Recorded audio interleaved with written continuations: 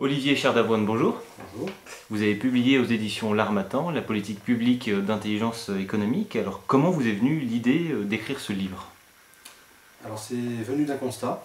J'ai eu la chance de pouvoir pratiquer en administration, je suis gendarme, et pour la gendarmerie d'avoir mis en place entre 2006 et 2010 donc l'intelligence économique au sein de la gendarmerie. Donc j'ai beaucoup travaillé évidemment sur ces questions-là, en interministériel avec des gens aussi bien des autres ministères que des gens sur le terrain qui étaient au contact des entreprises.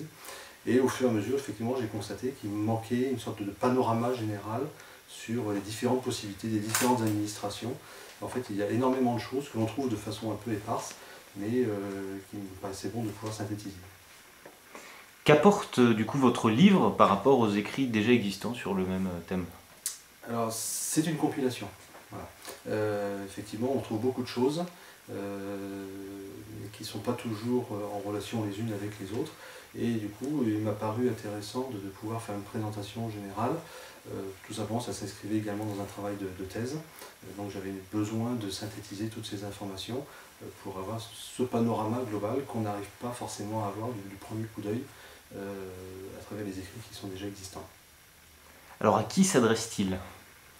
Alors en premier lieu, j'ai envie de dire aux chefs d'entreprise, puisque évidemment la politique publique, par son nom, on pense que c'est quelque chose qui est interne aux administrations. En fait non, ce sont les administrations qui sont au service des entreprises, qui peuvent leur apporter quelque chose, des conseils essentiellement, que ce soit sur la prévention, sur des méthodes de compétitivité, ça peut être des budgets, des aides au financement. Il existe énormément de possibilités d'action qui sont très souvent méconnues du grand public et des chefs d'entreprise. Donc à travers cet ouvrage, l'idée c'était déjà un petit peu de rassembler tous ces outils que l'on peut mettre, que les administrations peuvent mettre à disposition des chefs d'entreprise. Donc évidemment, au premier lieu, ça s'adresse à eux, mais également aux agents de l'État. En étant à moi-même, j'ai d'abord eu des difficultés déjà à savoir ce que faisait mon voisin. Quelle autre administration, dans quel domaine est-ce qu'elle œuvre, est-ce qu'on ne se marche pas un peu sur les pieds? Si c'est le cas, on se parle, on se coordonne pour éviter de faire deux fois le même travail et d'être plus efficace ensemble. Donc évidemment, déjà connaître ce que font les partenaires, c'est également un bon point qui m'a semblé.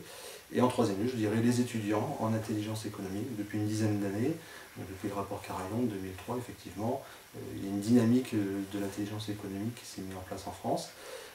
Des formations, très souvent de niveau master, effectivement, et connaître, surtout lorsque l'on est étudiant, qu'on n'est pas directement ni dans les administrations ni dans les entreprises, c'est un monde qui peut paraître un petit peu obscur, donc cet ouvrage a un peu pour vocation de défricher un peu le terrain pour mieux connaître les possibilités des administrations à travailler au profit des entreprises.